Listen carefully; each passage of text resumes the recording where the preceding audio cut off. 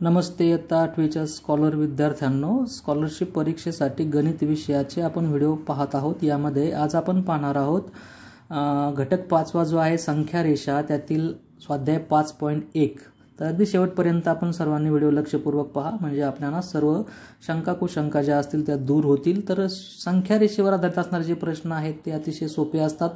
फक्त आपल्याला संख्या रेषेवर नेमके कशा पद्धतीने संख्या दाखवलेल्या आहेत हे नीट समजून घेणं गरजेचं असतं. पहा, आपल्याला संख्या रेषेवर जी परिमेय संख्या दाखवायची असते तिचा जो छेद असेल तितके आपल्याला एक एकक अंतराचे समान भाग करायचे असतात. एक एकक अंतर म्हणजे काय, तर इथे पहा, इथे 0 दाखवलेला आहे पी जवळ, बरोबर, आणि इथे तुमचा 1 जवळ, इथे तुमचा या ठिकाणी 1 दाखवलेला. तर ज्या पूर्ण संख्या आपण दाखवतो संख्या रेषेवर, पूर्ण दोन संख्येमधलं जे काही अंतर असेल त्याला म्हणतात एक एकक अंतर. तर या 0 पासून 1 पर्यंतच्या अंतराला, किंवा 1 पासून 2 पर्यंतच्या अंतराला, किंवा 0 पासून ऋण 1 पर्यंतच्या अंतराला, किंवा ऋण 1 पासून ऋण 2 पर्यंतच्या अंतराला म्हणायचे एक एकक अंतर.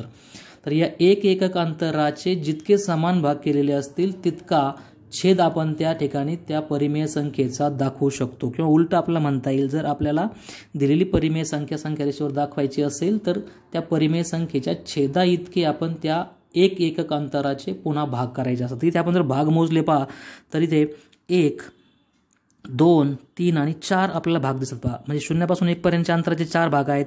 1 पासून 2 पर्यंतच्या अंतराचे पण 1, 2, 3, 4 भाग आहेत. अगदी बरोबर, प्रत्येकाचे 4-4 भाग त्या ठिकाणी केलेले आहेत. म्हणजे इथे तुम्ही कोणत्याही बिंदूवर जर परिमेय संख्या दाखवायची असेल तर त्याचा छेद हा 4 येईल. का, तर प्रत्येक एक एक अंतराचे 4 समान भाग झालेले आहेत. ओके, तर आपण इथे पहा, प्रश्न पहिला व दुसऱ्यासाठी तुम्हाला सूचना दिलेल्या आहेत, त्याचा आपण विचार करून याचं उत्तर काढूयात. तर प्रश्न पहिला दिलेला आहे, असत्य विधान कोणते? रेख AB एकरूप रेख BC. तर AB मध्ये आपण पाहूयात किती जे तुमचे A पासून B पर्यंतचं जे अंतर आहे ते किती एकक अंतर आहे असं म्हणण्यापेक्षा त्याच्यामध्ये किती जे लहान आपण कप्पे केलेले आहे, किती भाग आहेत ते आपण मोजूयात. पहा, इथे A, हा बिंदू A इथे आहे आणि B बिंदू इथे आहे. तर A पासून 1, 2, 3, 4, 5 म्हणजे ABचे जे आहेत ते 5 भाग आहेत. मी त्याला 5 फक्त लिहितो. पहा, 5 भाग आहे त्याचं माप. त्यानंतर BCचं माप किती आहे, तर B पासून C पर्यंत 1, 2, 3, 4, 5 म्हणजे BCचं अंतर सुद्धा त्या ठिकाणी 5 भाग आहे.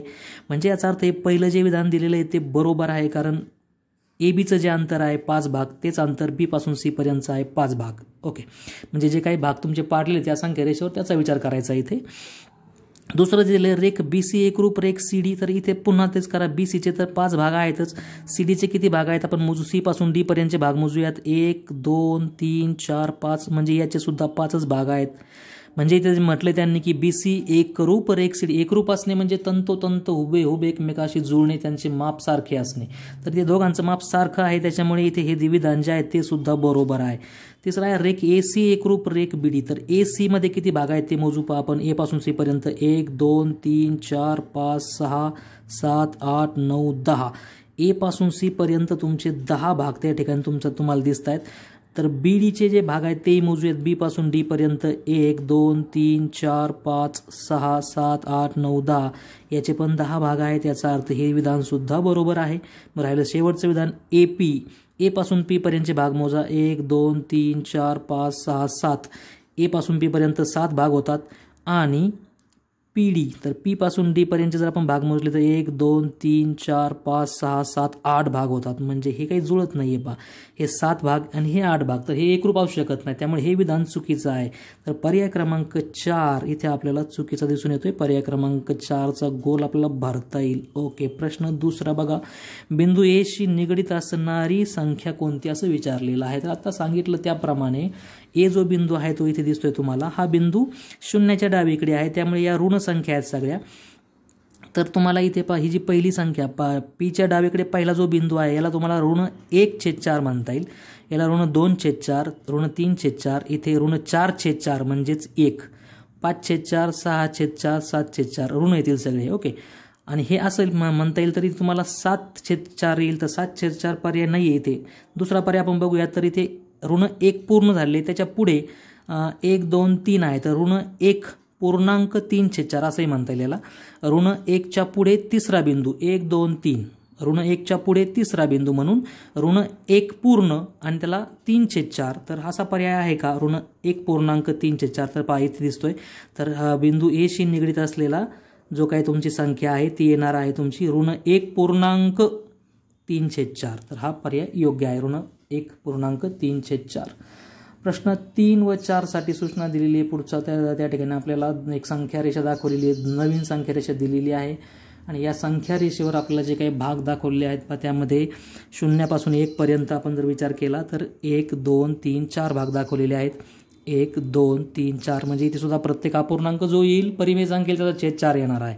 इथे 1, 2, 3, 4 इथे सुद्धा 1 पासून 2 पर्यंत हे 1 पासून 2 पर्यंत जे अंतर आहे ना त्याला म्हणायचं एक एकक अंतर, 1 युनिट डिस्टन्स. आणि त्याचे पुन्हा आपल्याला भाग करावे लागतात जेव्हा परिमेय संख्या आपल्याला संख्या रेषेवर दाखवायच्या असतात. तर इयत्ता 6वीमध्ये हा घटक जो आहे तो आपण पाहिलेला आहे. आपण या ठिकाणी खाली डिस्क्रिप्शनमध्ये पहा इयत्ता 6वीचे व्हिडिओ असणारे जे काही प्लेलिस्टची लिंक आहे ती मी दिलेली आहे, त्यामध्ये बघून आपण हा भाग इयत्ता 6वीच्या घटकावर आधारित आहे तर तो तुम्ही नीट समजून घेऊ शकता. ओके, तर यामध्ये इथे आपला काय प्रश्न विचारला आहे की या संख्या रेषेवर एपीची लांबी 2 एकक आहे तर लेंथ बीडी अधिक लेंथ सीजी वजा लेंथ एपी बरोबर किती एकक. आता हे ध्यानात घ्यायचे पहा, तुम्हाला एकक अंतर जे आहे ते तुम्हाला इथे विचारलेलं आहे आणि त्यामुळे आपल्याला हे व्यवस्थित समजून घ्यावं लागेल की नेमकं काय आपल्याला करायचं आहे. तर बीडी म्हणजे बी पासून डी पर्यंतचं अंतर किती होतं, तर बी पासून डी पर्यंत हा एक तुकडा आणि हा एक तुकडा, या प्रत्येक तुकड्याचं जे माप आहे ते किती असणार आहे तर 1/4 असणार आहे. पहा 1/4, या दोघातलं अंतर 1/4, या दोघातलं पण अंतर किती येईल 1/4, कारण या मुख्य एकक अंतराचे 4 समान भाग केलेले आहेत. त्यामुळे बीडी जो आहे हा 1/4, इथला 1/4 बरोबर आणि हा इथला 1/4, या दोघांची बेरीज होईल आणि म्हणजेच त्याचं उत्तर 2/4 येईल. पहा याचं उत्तर किती येईल तर 2/4 येईल. 2/4 हे बीडीचं अंतर असेल. सीजीचं अंतर किती येतं बघा, सी पासून जी पर्यंतचं अंतर, तर सी पासून जी पर्यंत 1, 2, 3, 4/4 अंतर येईल त्याचं. ओके, 4/4 आणि वजा करायचं आपल्याला लेंथ एफ पीचं अंतर किती येईल पहा, एफ पासून पी पर्यंत 1, 2, 3 म्हणजे 3/4 वजा त्याचं अंतर येईल 3/4. ठीक आहे, तर इथे याची आपण आधी बेरीज करूया. छेद समान आहेत, याची बेरीज करा आधी, तर दोघांची बेरीज होईल अंशाची 2 अधिक 4 6 होतील म्हणजेच 6/4 येईल बरोबर. 6/4 येईल. 6/4 मधनं वजा करायचे तुम्हाला किती 3/4. 6/4 मधनं 3/4 वजा करा, छेद समानच आहे त्याच्यामुळे फक्त अंशांची वजाबाकी होईल. 6 वजा 3/4 म्हणजेच उत्तर येईल 3/4. तर 3/4 हा पर्याय आपला योग्य आहे. पहा शोधा आपला कोणता पर्याय तुम्हाला दिसतो 3/4चा, तर पर्याय क्रमांक 4 हे तुमचं उत्तर आहे. 3/4 हा योग्य पर्याय असणार आहे. पुढचा प्रश्न याच ठिकाणी तुम्हाला विचारलेला आहे. बिंदू सी व बिंदू एफ यातील अंतर किती. बिंदू सी व बिंदू एफ मधील अंतर तुम्हाला विचारलेलं आहे. बिंदू सी व बिंदू एफ, सी आणि एफ मधलं अंतर काढायचं मला 1, 2 आणि 3/4 हे अंतर त्या ठिकाणी तुमचं असणार आहे. पहा बिंदू सी पासून बिंदू एफ पर्यंतचं अंतर तुमचं तिथे 3/4 येईल. 1/4 अधिक 1/4 अधिक 1/4. आता हे 1/4 का घेतले पुन्हा मी कळलं का, तर इथे पहा या आकृतीमध्ये सी पासून एफ पर्यंत तुम्हाला सी पासून एफ पर्यंत विचारले. ओके, सी पासून डी पर्यंतचं अंतर 1/4, त्यानंतर डी पासून ई पर्यंतचं अंतर 1/4 आणि ई पासून एफ पर्यंतचं अंतर सुद्धा 1/4. तर 1/4 3 वेळेस येतील म्हणजेच याचं उत्तर तुमचं येईल. पहा अंशांची बेरीज होईल 1 अधिक 1 अधिक 1/4 म्हणजेच 3/4. तर पर्याय काय 3/4 नाही आहे. 3/4 म्हणजेच पाऊण भाग, आणि पाऊणचं जे उत्तर असतं आपण जर याला संक्षिप्त रूप दिलं आपण जर याचं दशांश अपूर्णांकामध्ये रूपांतर केलं भागाकार करून तर याचं उत्तर तुम्हाला मिळेल. हा भागाकार करण्याची गरज नाही आहे परंतु तरी आपण करून पाहू, कारण याचं उत्तर आपण लक्षात ठेवायचं आहे. पाऊण जो भाग असतो याचं उत्तर किती येतं तर 3ला 4ने भागावं लागेल. ओके, पहिला भाग जाईल शून्याचा, दशांश चिन्ह मांडा, 4 7 होतील 28, 30 मधून 8 गेलं 2 उरतील, परत 0 येईल आणि 4 पंचे होतील 20. झालं उत्तर तयार. किती आलं उत्तर 0.75. 0.75 हे आहे उत्तर. 3/4 म्हणा, 3/4 पर्यायच नाही, म्हणजे याचं रूपांतर पुन्हा करायचं तुम्हाला दशांश अपूर्णांकामध्ये 0.075. तर 0.075 हा पर्याय योग्य आहे. पहिला पर्याय तुम्हाला योग्य म्हणता येईल 0.075. ठीक आहे. तर हा प्रश्न चौथा होता. पुढच्या प्रश्नाकडे जाऊयात. प्रश्न 5वा. प्रश्न 5व्या मध्ये दिले, पुढे दिलेल्या रेषाखंडाच्या सर्वात मोठ्या व सर्वात लहान रेषाखंडाच्या लांबीची बेरीज किती? सर्वात मोठा आणि सर्वात लांब असं विचारलेलं आहे. तर इथे तुम्हाला जे रेषाखंड दिलेत, तर यासाठी सुद्धा आपल्याला वरच्या प्रश्नामध्ये जो आकृती दिली ना त्याचाच विचार करावा लागणार आहे. पहा, याने प्रश्न 5व्या मध्ये तुम्हाला कोणती आकृती दाखवलेली नाही आहे, परंतु ते वरचे जे 2 प्रश्न आहेत त्याच्यामध्ये जो भाग रेषा त्यांनी दाखवली संख्या रेषा त्याचाच विचार तुम्हाला करावा लागेल, कारण वेगळी आकृती या प्रश्नामध्ये दिलेली नाही आहे. तर रेख CB जे आहे, रेख CBचं अंतर किती आहे ते काढावं लागेल तुम्हाला. त्यानंतर पुढचं आहे रेख EB, त्याचं अंतर किती येतं आहे. त्यानंतर पुढचं आहे रेख EQ, त्याचं अंतर किती येतं आहे. आणि त्याच्या पुढचं आहे रेख QG, याचं अंतर किती येतं आहे.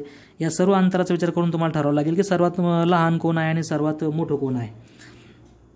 सर्वात लहान आणि सर्वात मोठं याचा विचार करून तुम्हाला CB, तर C पासून B पर्यंत, म्हणजे पहा यामध्ये ही आकृती परत पाहिजे आपल्याला, C पासून B पर्यंत. तर CB याचं माप आहे 1/4. CBचं माप किती आहे? 1/4. हे CB असं घेतलं त्यामुळे याचं माप आहे तुम्हाला 1/4. CBचं माप आहे 1/4. ओके. रेख EB, E पासून B पर्यंत पहा, E पासून B पर्यंत 1 2 3 1 2 3 म्हणजे 3/4 त्याचं माप आहे. रेख EBचं माप आहे 3/4. रेख EQचं माप किती आहे?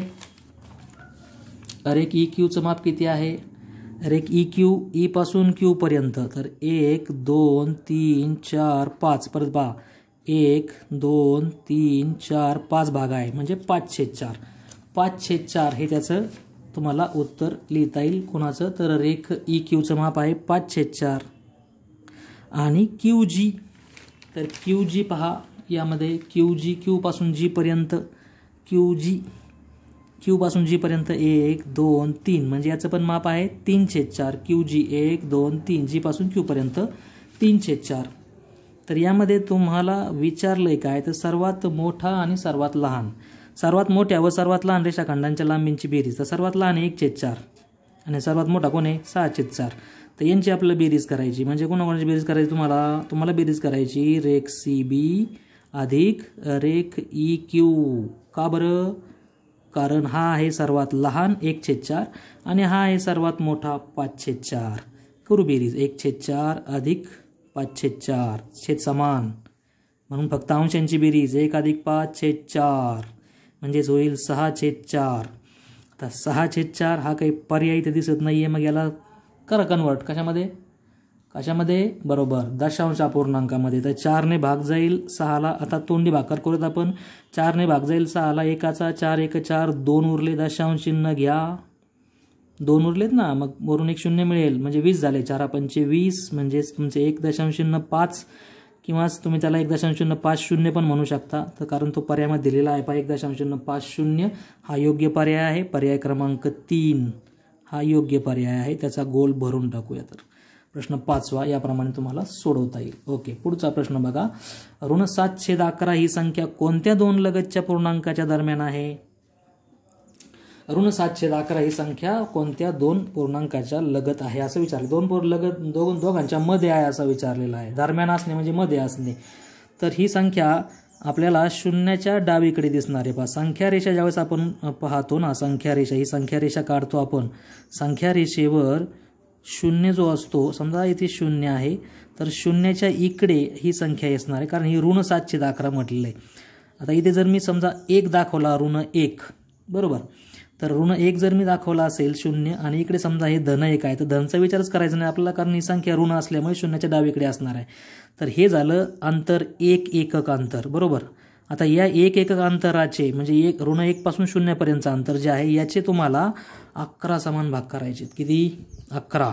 मग 11 समान भाग करायसाठी याच्यामध्ये आपल्याला 10 त्या ठिकाणी बिंदू घ्यावे लागतील. पहा, तर हे बिंदू मी घेतो 1 2 3 4 5 6 7 8 9 10. बरोबर आहे की नाही. आणि मग हे जे 10 बिंदू घेतलेले आहेत त्यामध्ये पहिला बिंदू असेल 1/11, दुसरा असेल 2/11 ऋण बरं का, ऋण 1/11, ऋण 2/11, तिसरा बिंदू असेल ऋण 3/11, चौथा असेल ऋण 4/11, पाचवा असेल ऋण 5/11, सहावा असेल ऋण 6/11 आणि सातवा असेल ऋण 7/11. म्हणजे ही जी संख्या आहे ना, ही संख्या ऋण 1 आणि 0 यांच्या दरम्यान येते. पहा, या दोघांच्या दरम्यान येते. त्यामुळे आपला असा पर्याय पाहिजे 0 आणि ऋण 1 किंवा ऋण 1 आणि 0 यांच्या दरम्यान ही संख्या येणार आहे कुठेतरी. म्हणून पहिला पर्याय योग्य आहे. पहा, 0 व ऋण 1. दुसऱ्या पुढच्या पर्यायाकडे जाण्याची गरज नाही आहे. 1 व 0 याच्यामध्ये संख्या येऊ शकत नाही कारण एक धन आहे. 0च्या उजवीकडे संख्या असणारच नाही आहे कारण ही संख्या ऋण आहे. हा पर्याय बाद झाला. ऋण 1 व ऋण 2 शक्य नाही आहे कारण या ठिकाणी ऋण 1 व ऋण 2च्या पुढे जर आपण गेलो तर इथे 11/11 ज्यावेळेस येतील ना तेव्हा हा 1 पूर्ण होईल. 11/11 आल्यावर अंश व छेद समान असल्यावर उत्तर 1 येतं. हा महत्त्वाचा गुणधर्म आहे, तो लक्षात ठेवा या निमित्ताने. तरी 11/11 येतील आणि मग पुढे त्या ठिकाणी तुमची संख्या जाईल ती त्याचा तुमचा अंश हा 11पेक्षाही मोठा असेल. पुढचा जो अंक असेल ना तो येईल 12/11, 13/11. तेव्हा ती संख्या ऋण 1 व ऋण 2च्या दरम्यान असेल आणि पुढे जाऊ शकत नाही. तर हा पर्याय इथे योग्य आहे. याप्रमाणे पर्याय 1चा गोल भरून टाका. ठीक आहे. प्रश्न 7वा बघा. संख्या रेषेवर बिंदू एचा निर्देशांक ऋण 8/5 आहे. ए व बी या बिंदूतील अंतर 17/5 आहे. तर बी या बिंदूचे निर्देशक किती? पहा, ए बिंदू इथे आपण एक आकृती काढून समजून घ्या. आकृतीने पटकन लक्षात येतं. तर इथे समजा ही संख्या रेषा आहे.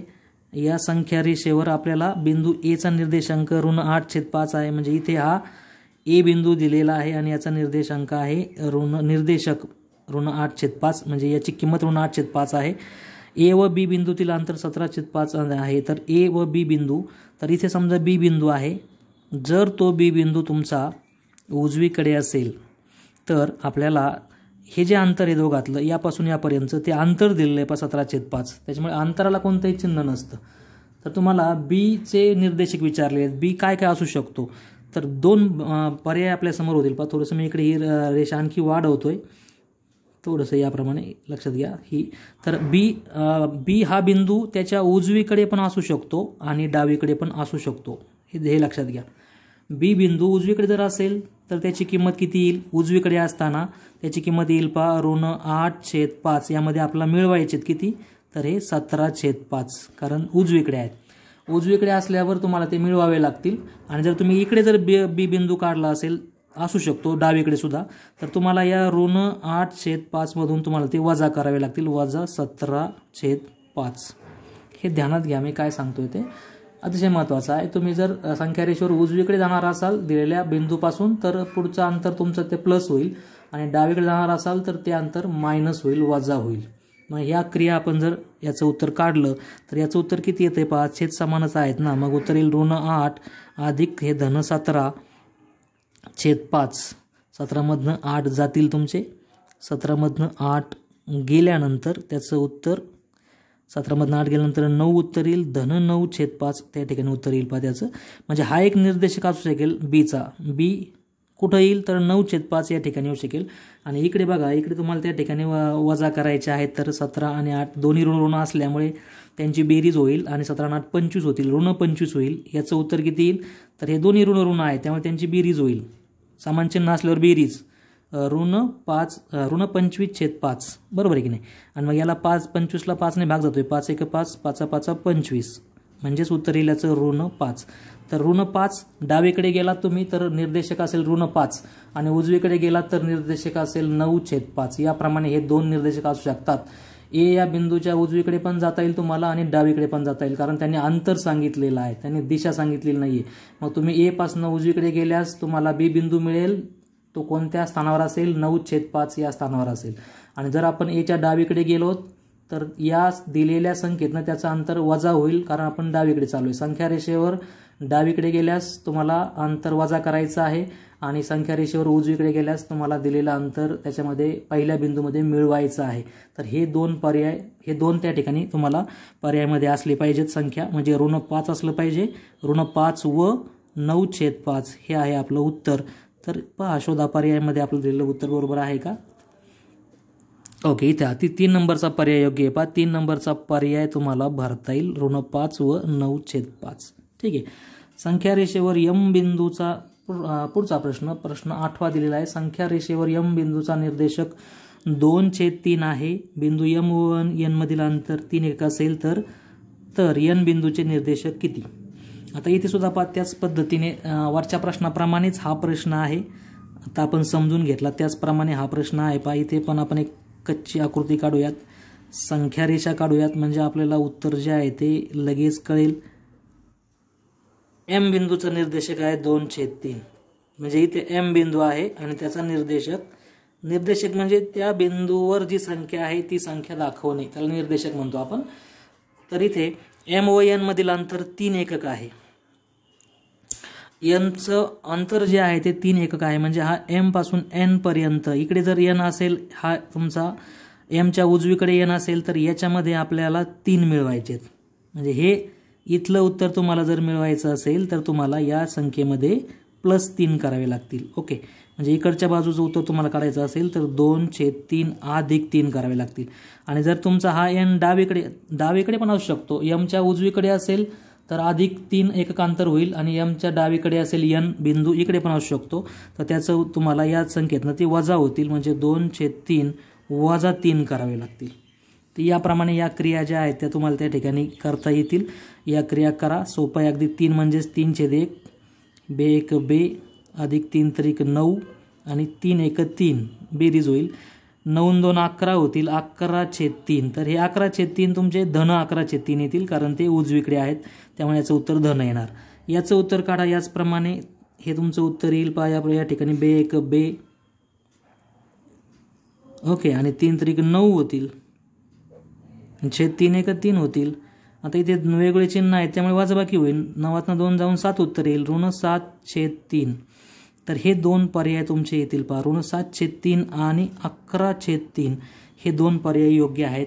म्हणजे एन जो निर्देशक आहे, एन जो बिंदू आहे, तो जर तुम्ही उजवीकडे घेतला असेल तर त्याचा निर्देशक असेल 11/3, आणि एन हा निर्देशक जर एमच्या डावीकडे असेल तर त्याचा उत्तर असेल -7/3.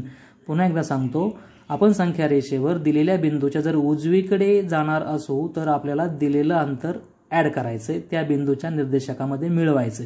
आणि आपण जर त्या संख्या रेषेवर दिलेल्या बिंदूच्या डावीकडे जाणार असो तर आपल्याला दिलेलं जे अंतर असेल ते त्या बिंदूच्या निर्देशकातनं वजा करायचं असतं, हे लक्षात ठेवा. तर हे 2 प्रश्न त्याच प्रकारे दिले तुम्हाला. इथे हा प्रश्न वरचा जो आहे 7वा आणि प्रश्न 8वा हा एकाच पद्धतीचा एकाच प्रकारचा प्रश्न आहे, नीट समजून घ्या. तर हे पर्याय आहेत -7/3 आणि धन 11/3. तर पर्याय पहिला आणि दुसरा योग्य आहे. इथे तुम्हाला सांगितलं की 2 अचूक पर्याय निवडायचे आहेत, म्हणून प्रश्न याचं उत्तर जे आहे ते पर्याय 1 पण बरोबर आहे. आपला काही प्रश्न असे असतात की ज्यामध्ये 2 पर्याय अचूक जे असतात ते निवडायचे असतात. पर्याय क्रमांक 1 योग्य आहे, त्याचप्रमाणे पर्याय क्रमांक 2 सुद्धा योग्य आहे. म्हणजे एनचा निर्देशक -7/3 असू शकेल किंवा तो 11/3 सुद्धा असू शकेल. ओके, तर अशा पद्धतीने स्वाध्याय 5.1 आपण इथे सोडवलेला आहे. अगदी स्पष्टीकरणासहित तुम्हाला सोडून दाखवण्याचा पुरेपूर प्रयत्न केलेला आहे. सर्वांना व्हिडिओ नक्कीच आवडेल. व्हिडिओ आवडल्यास लाईक करायला विसरू नका, चॅनलला सबस्क्राईब करायला विसरू नका. धन्यवाद.